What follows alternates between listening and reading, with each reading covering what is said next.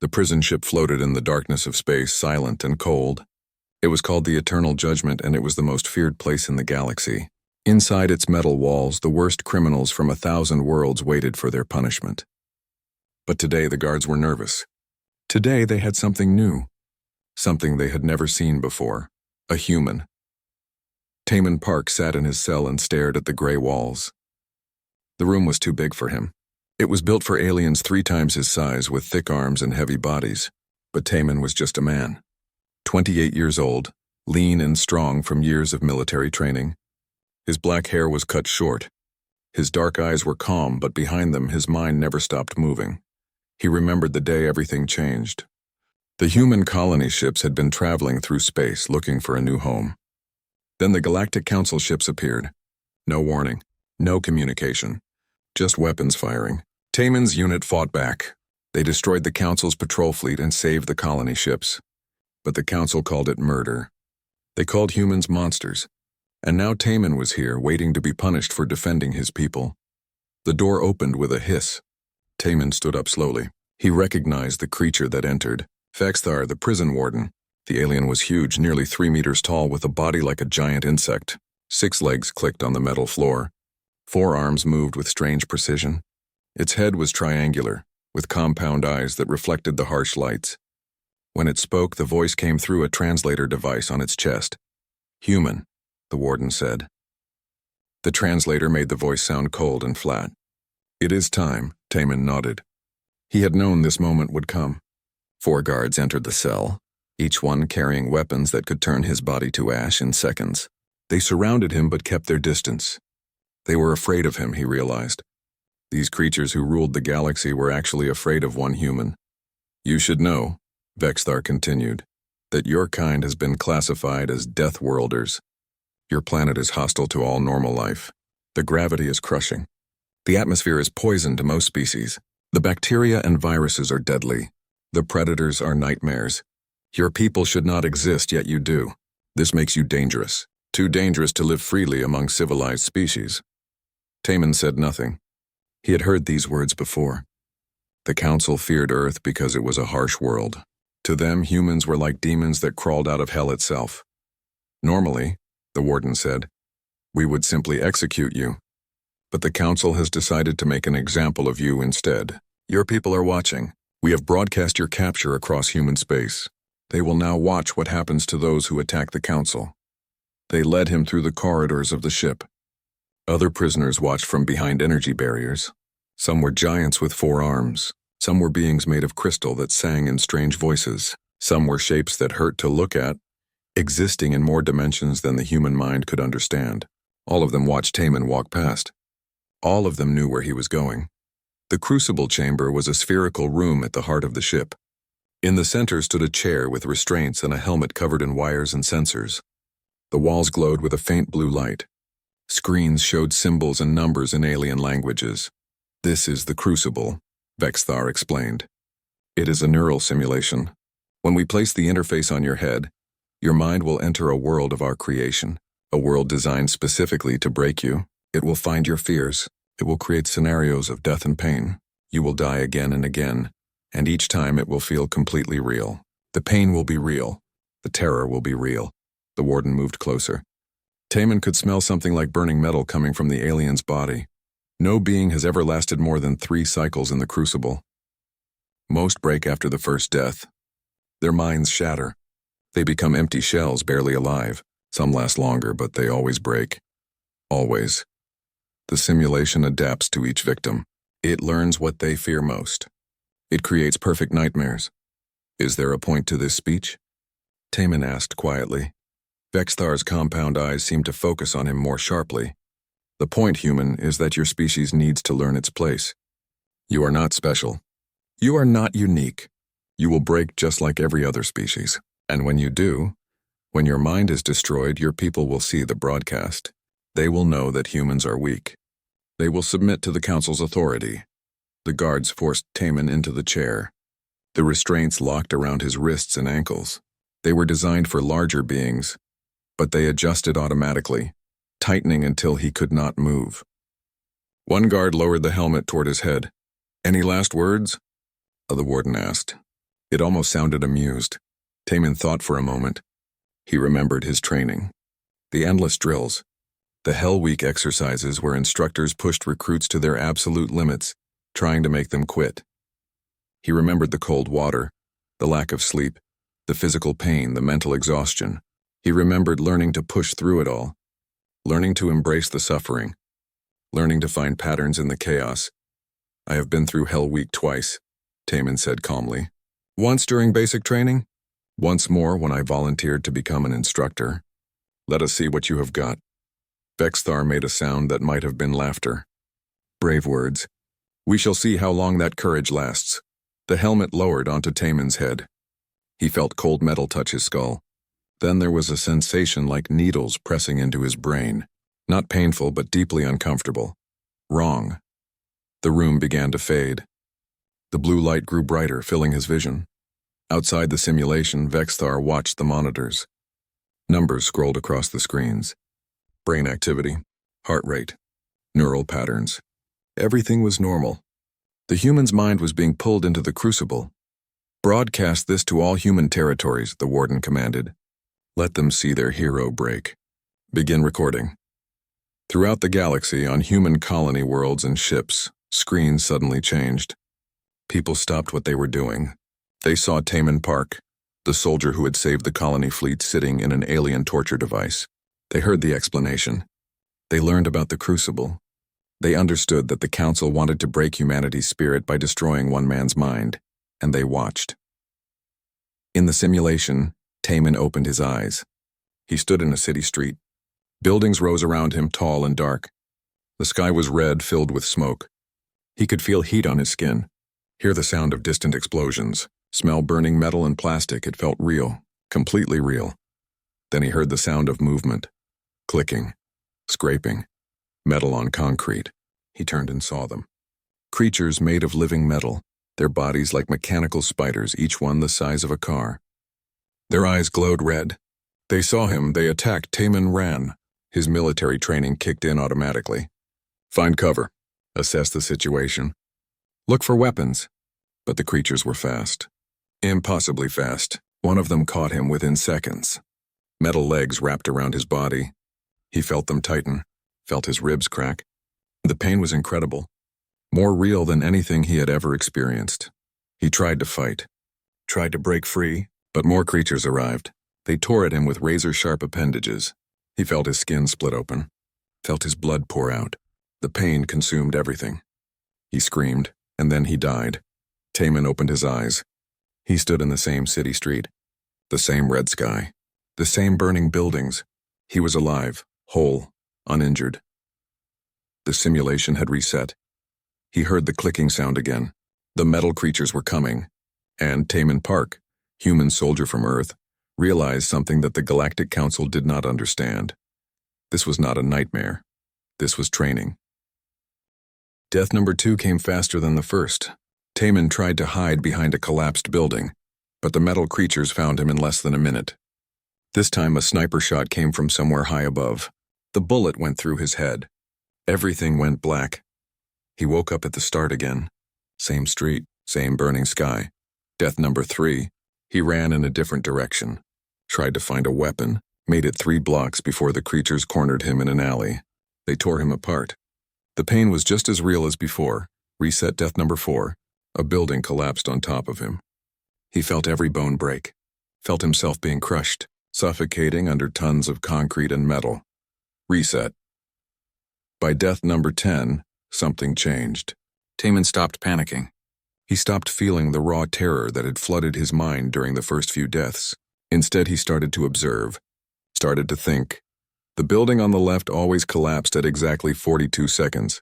The metal creatures always came from the east. The sniper always fired from the same tall building 3 blocks away. The scenario was following a pattern. It was not random. It had rules.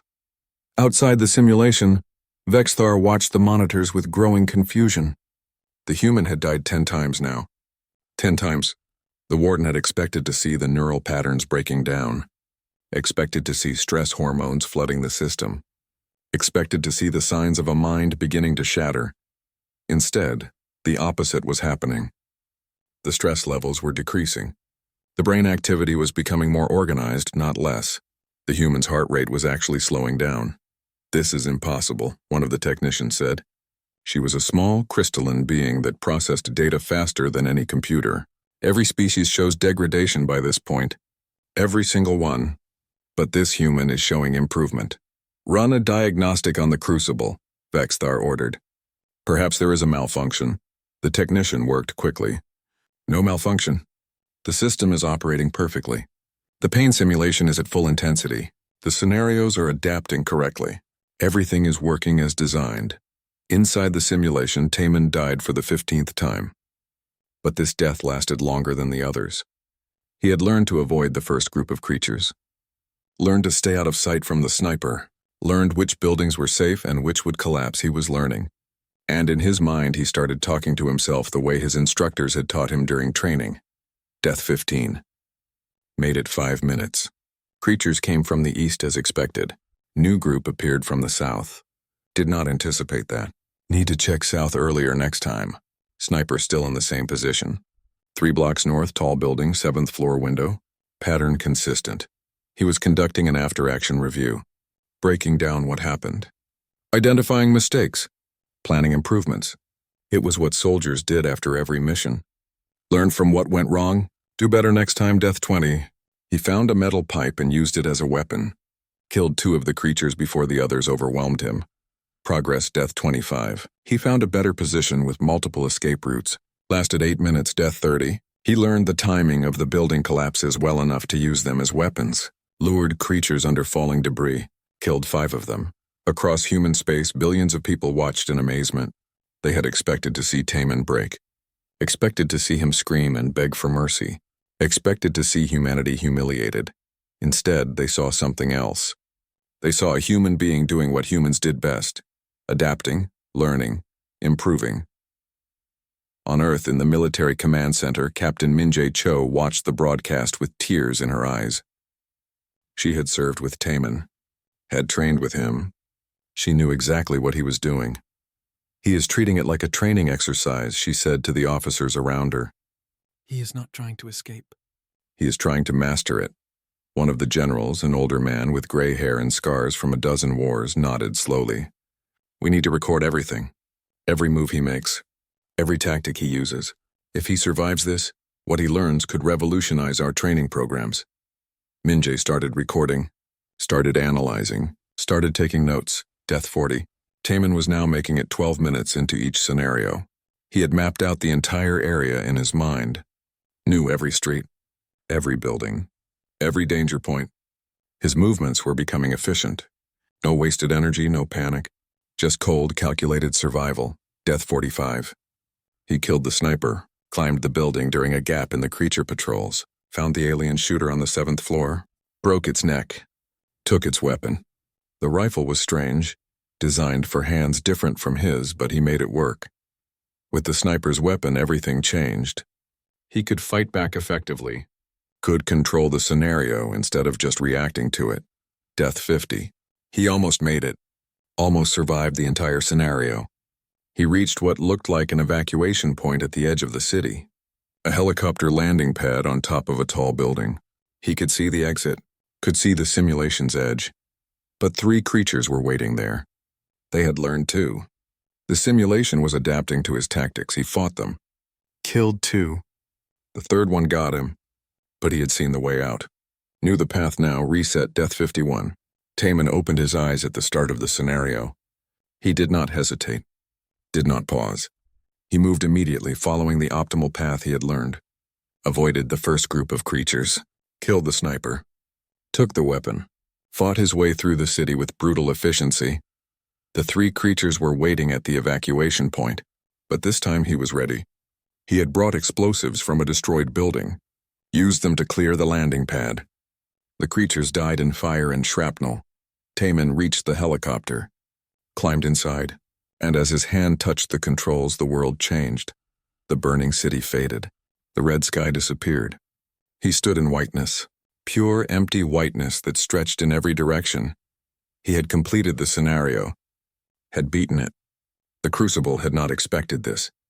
Had not been designed for this. No subject had ever survived a scenario before. Outside, in the real world, alarms blared in the control room. Vexthar stared at the monitors in disbelief. The technicians worked frantically, checking and rechecking the data. Impossible, the warden whispered. 51 deaths, 51 attempts. And he succeeded. How? The crystalline technician turned to him. Her voice was shaking. Warden, I have analyzed his neural patterns. I have never seen anything like this. With each death, his brain created new pathways, new connections. He was not breaking down. He was building up. Each failure made him stronger, more capable. It is as if his species is designed to learn from death itself. Vexthar felt something he had not experienced in decades.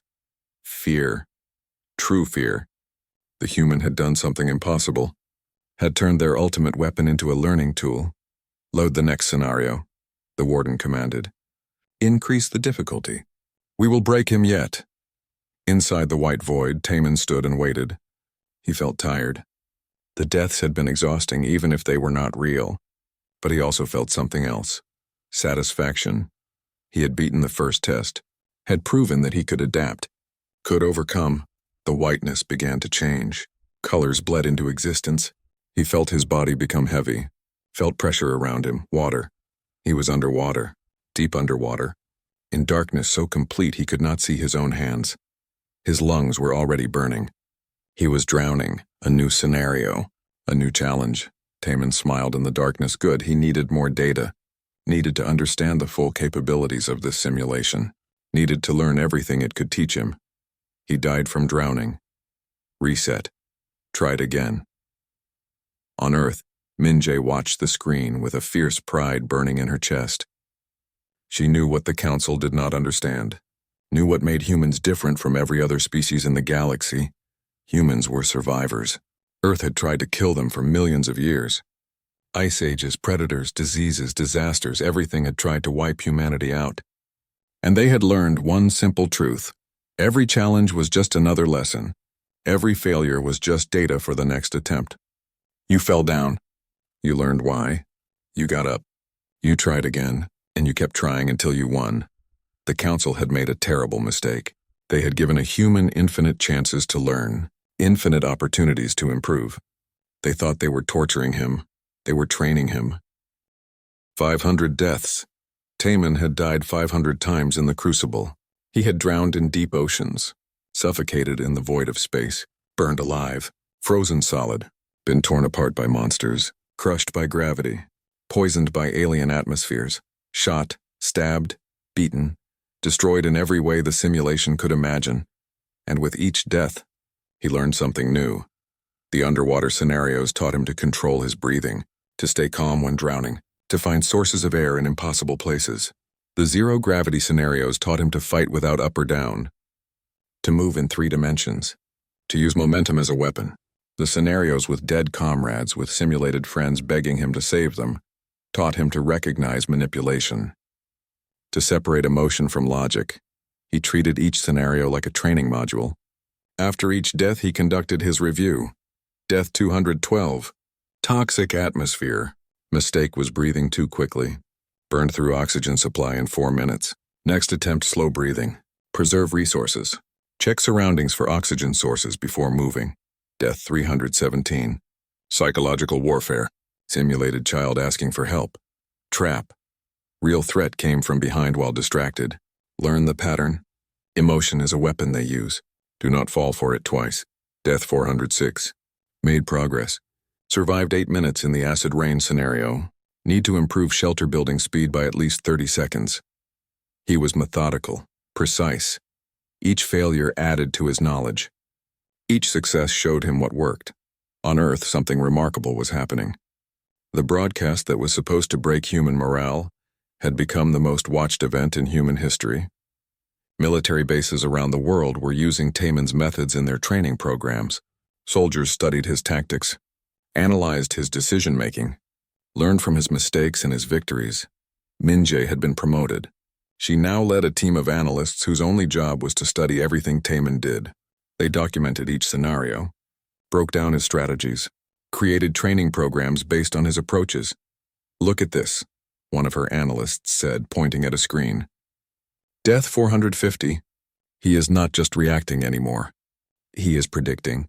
See how he positions himself before the threat appears? He understands the simulation's logic now.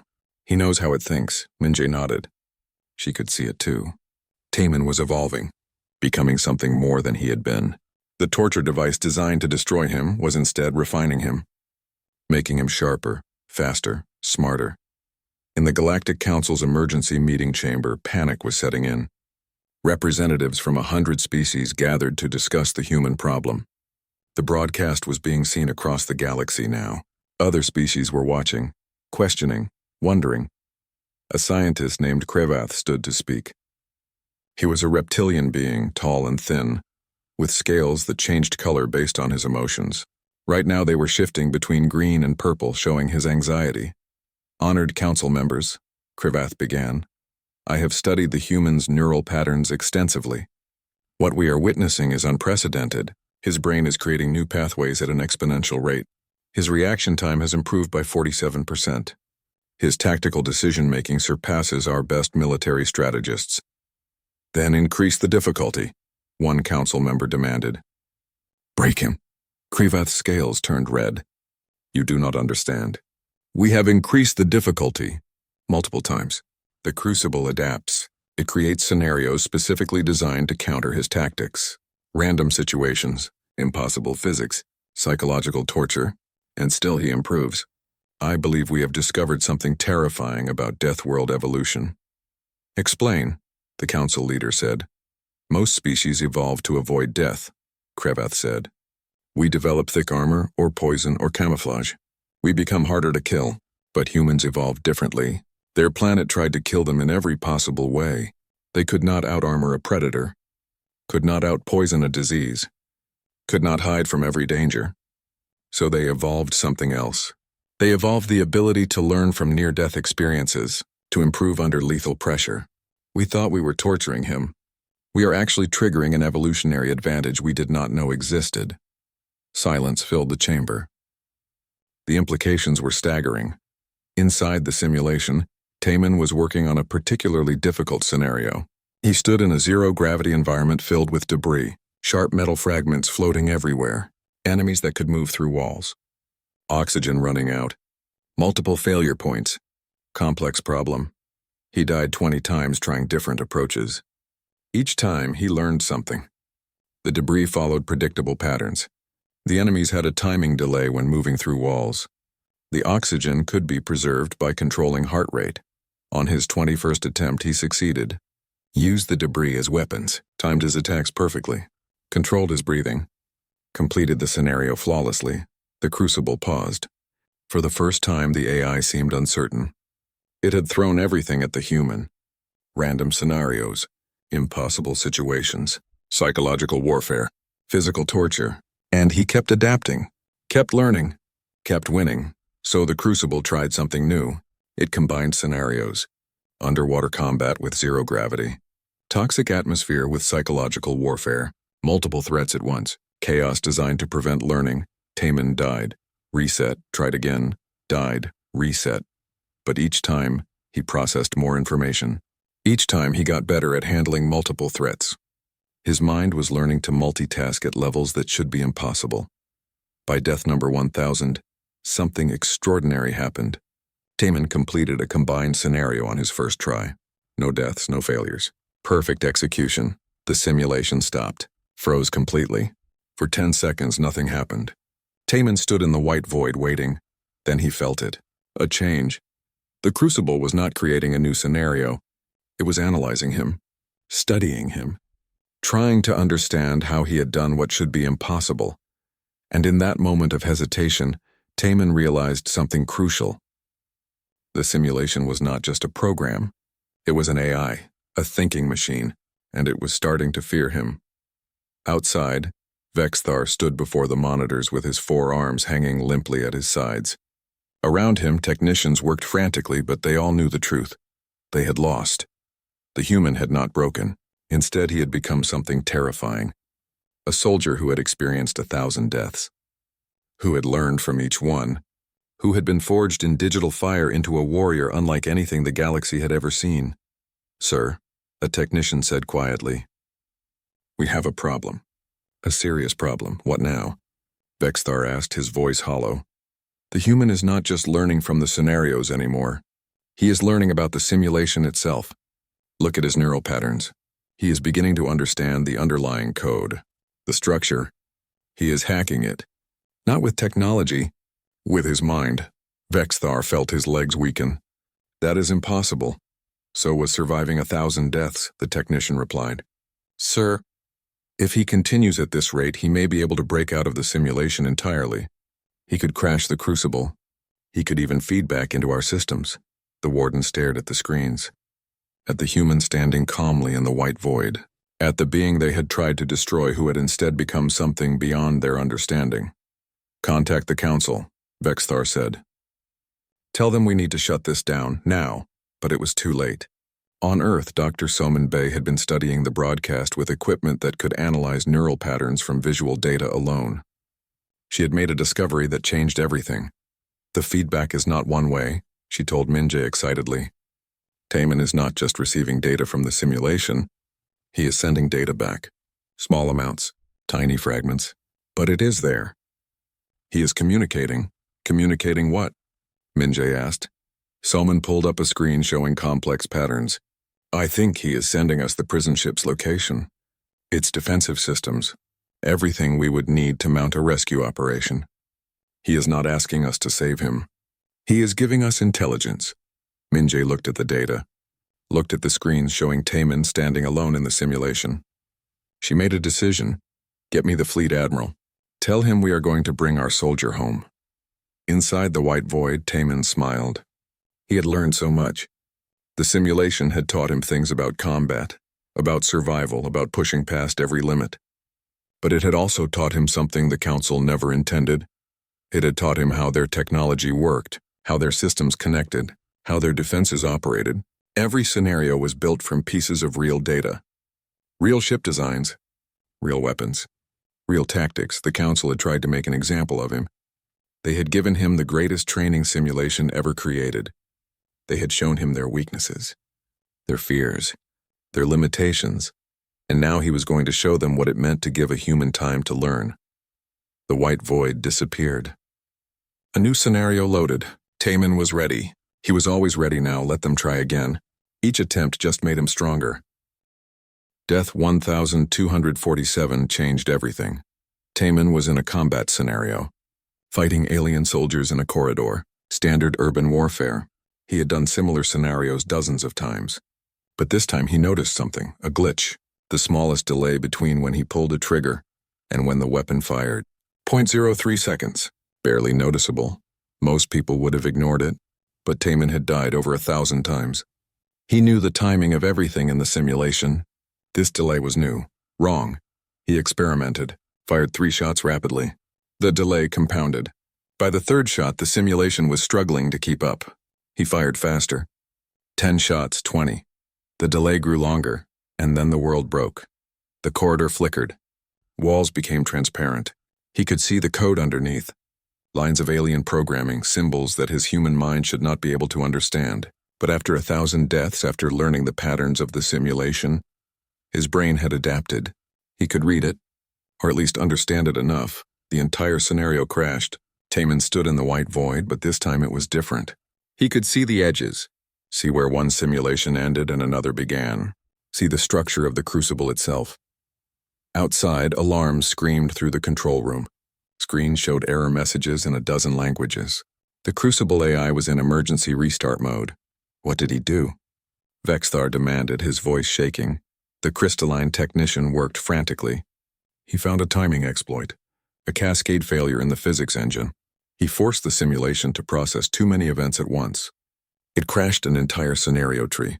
Warden, he did not stumble onto this by accident. He deliberately broke it. Vexthar felt his heart sink. The human was not just surviving anymore. He was testing, probing, looking for weaknesses in the simulation itself. Inside the void, Taman explored. He could move between the spaces now. Between scenarios. He saw how they were constructed, saw the patterns.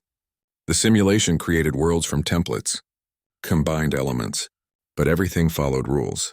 And rules could be learned, could be exploited.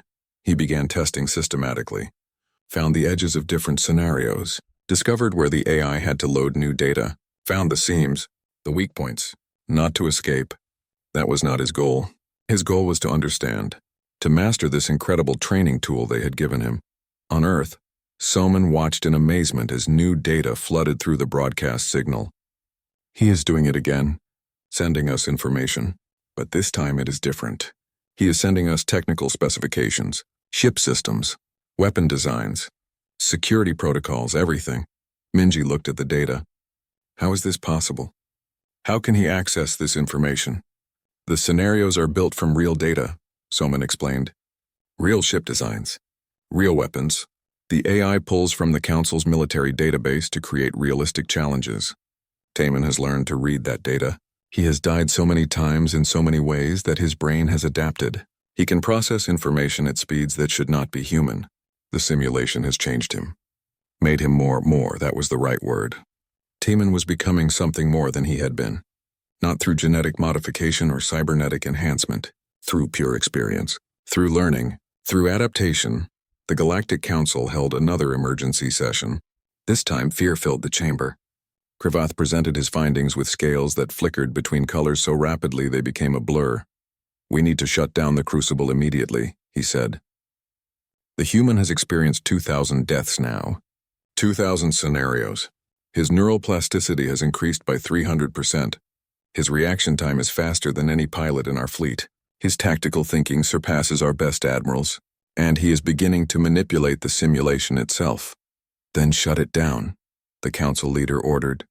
"Terminate the connection. Kill him if you must." "That is the problem," Krivath said quietly. "I do not think we can.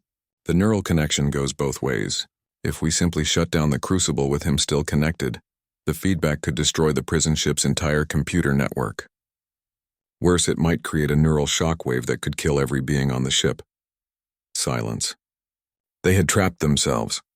The weapon they created to destroy humanity's spirit had become a bomb that could destroy them instead. "There is more," Krivath continued. "I have detected unusual neural patterns. The human is not just surviving scenarios anymore. He is creating them, building his own training programs inside the crucible. He has turned it into his personal combat academy." Inside the simulation, Taman did exactly that. He constructed a scenario, a ship corridor, enemy positions, weapon placements. He ran through it, timed himself, died, made adjustments, ran it again, faster, better, perfect. He was not just learning from the scenarios the Crucible created. He was creating his own, using the simulation's tools to train himself, to optimize every movement, every decision, every action. And through the broadcast, Minjae and her team recorded everything. Every custom scenario, every optimization. They reverse-engineered his thinking, understood his methods. Earth's entire military was learning from him. "We have the prison ship's location," Minjae said to the fleet admiral. "We have its defensive specifications. We have its patrol patterns. Taman has given us everything we need. We can launch the rescue operation." The admiral was an old woman, scarred and hard from decades of war. She studied the data carefully. "How long do we have?" "The council knows they have lost control," Soman said. "They will either try to kill him or move him. We have 48 hours at most." The admiral nodded. "Prepare the strike team. We bring our soldier home. 2,000 deaths." Taman sat in a moment of calm between scenarios. He could feel himself changing. His thoughts moved faster. His perception was sharper. He could process multiple streams of information simultaneously. The torture device had become an evolution engine, but something else had changed too. He was no longer just learning. He was beginning to understand the fundamental nature of the simulation, how it created reality, how it manipulated perception, how it connected to the physical systems of the ship. And if he understood it well enough, he could do more than just survive it. He could control it, could use it, could turn the Council's greatest weapon into humanity's greatest victory. The void dissolved. A new scenario loaded. But this time Taman smiled. He was ready for whatever came next. More than ready, he was eager. On the prison ship, Vexthar made a decision. Increase neural interface power to maximum. Overload his brain. Kill him before he becomes more dangerous. Sir, that will destroy the crucible as well, a technician protested. Then we build a new one, Vexthar said. Better to lose the crucible than to let this human continue evolving. Do it now. The technicians hesitated, then obeyed. Power levels increased. Neural feedback amplified. It should have killed Taman instantly. Should have burned out his brain like a light bulb receiving too much electricity. Instead, something impossible happened. Taman felt the surge of power, felt it trying to destroy him, and his adapted evolved brain did something extraordinary. It absorbed the power, used it, channeled it back into the simulation. For a brief moment, Taman was not just inside the simulation. He was the simulation. He could feel every scenario, every line of code, every connection to the ship's systems. He understood it all, and he made a choice. Instead of escaping, instead of trying to save himself, he did something that would change the war between humanity and the Council forever. He downloaded the entire Crucible program into his own mind. Every scenario, every tactic, every piece of military data. Thousands of lifetimes of combat experience. All of it, copied, stored, made part of himself. The feedback was massive. The simulation's AI core could not handle it, could not process a consciousness that was actively downloading itself. The crucible shattered, not gradually, catastrophically. The destruction spread through the prison ship's network. Security systems failed, cell barriers dropped, prisoners began escaping. The ship descended into chaos, and in the simulation chamber, Taman Park's body convulsed. Blood ran from his nose, his eyes, but he was alive, barely, changed forever, but alive. The rescue team arrived exactly 47 minutes later. Led by Minje, they fought through the chaos. Reached the chamber. Found him.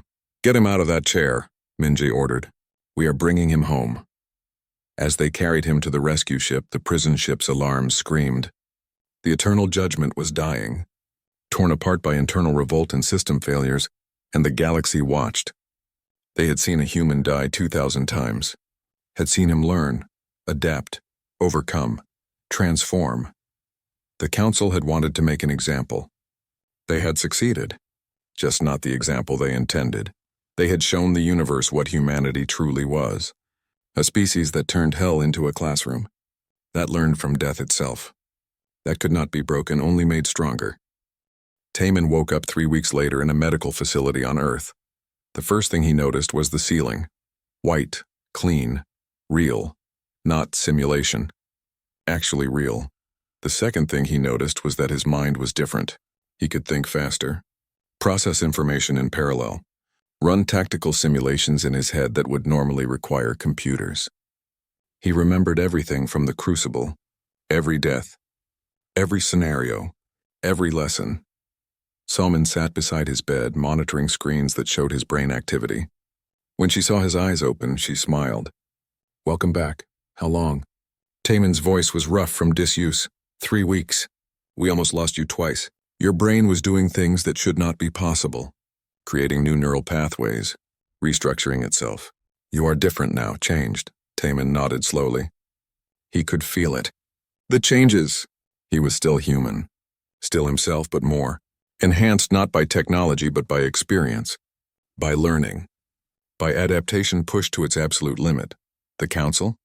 He asked. In chaos, Solman said with satisfaction. The broadcast was seen by trillions across the galaxy.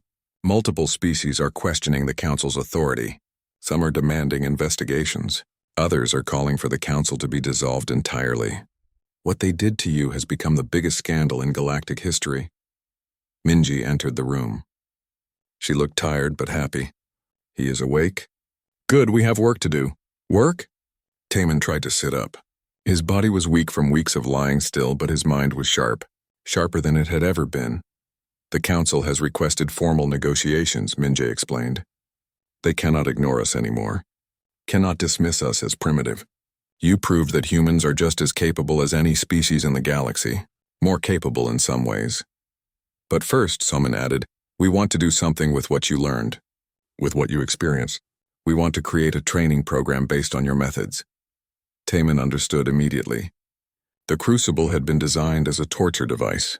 but it could be so much more. A training system unlike anything humanity had ever created.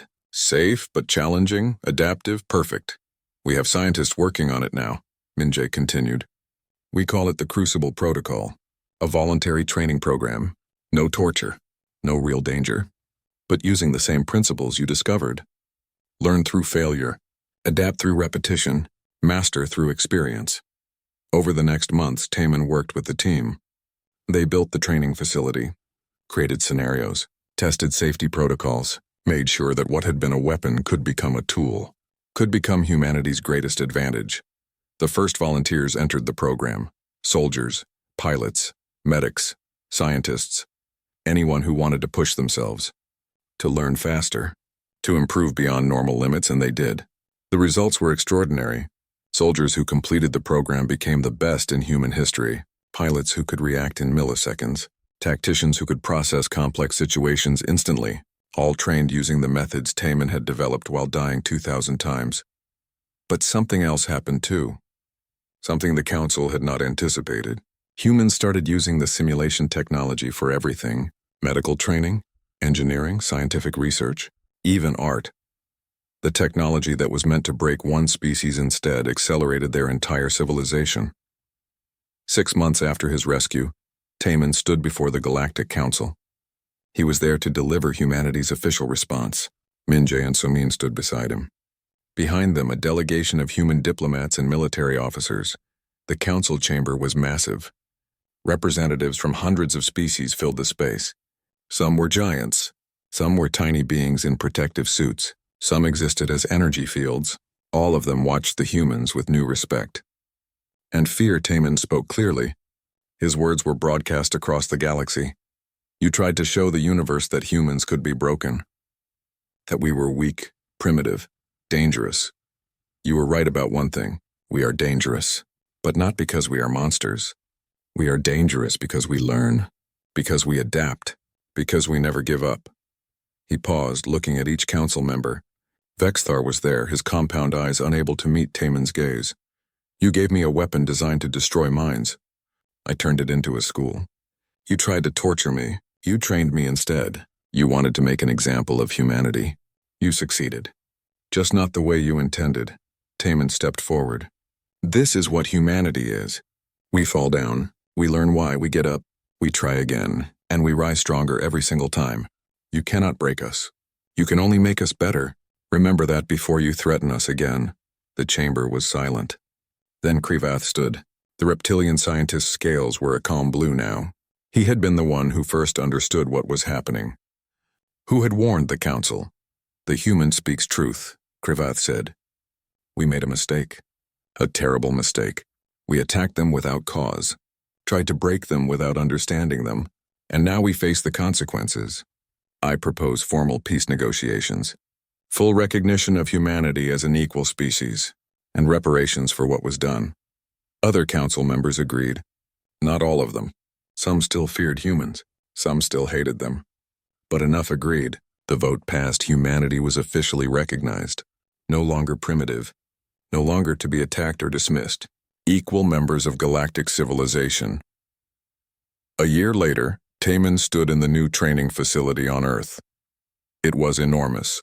Thousands of simulation chambers, advanced AI systems, the best technology humanity could build, refined by the knowledge he had gained from the Crucible. New recruits gathered in the auditorium. Young men and women who wanted to become soldiers, who wanted to protect humanity, who wanted to be the best. Taman walked onto the stage. The room fell silent. Everyone knew his story. Everyone had seen the broadcast of him dying 2,000 times. Of him learning, adapting, winning. Welcome to the Crucible Protocol, he said. What you are about to experience will be the hardest training of your lives. You will fail, many times.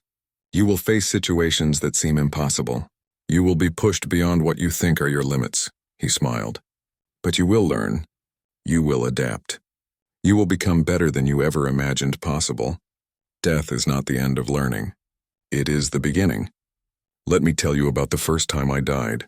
The recruits listened, captivated. Behind Taman, the simulation chambers hummed to life, ready to forge the next generation of humanity's defenders, ready to turn fear into strength, failure into victory. Across the galaxy, the Council held another emergency meeting. Intelligence reports covered the screens. Humans were not just using the simulation technology for military training. They were using it for everything: education, medicine, engineering, art, science. A human child could now learn in months what used to take years. A surgeon could practice a new procedure 1,000 times before ever touching a real patient. An engineer could test designs in every possible scenario before building anything. Humanity was evolving, not biologically, culturally, technologically. They were learning faster than any species in recorded history, and it was all because the Council had tried to break them. One council member, an ancient being that had seen empires rise and fall, spoke quietly. "What have we done? We did not just fail to break them. We showed them how to transcend their limitations, how to accelerate their evolution. We have created a species that will reshape the galaxy." Another member asked the question they were all thinking. Can they be stopped? Kravath's scales turned gray. No, not anymore. They have learned too much, grown too fast. We can only hope they remember mercy when they surpass us. On Earth, in his small apartment, Taman sat and looked at the stars.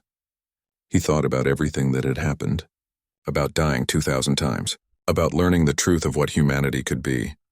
They were not the strongest species, not the smartest, not the longest lived, but they had something no other species possessed in quite the same way. They had the ability to learn from anything, to turn any challenge into an opportunity, to transform suffering into strength. The galaxy had tried to teach them their place, tried to show them they were weak.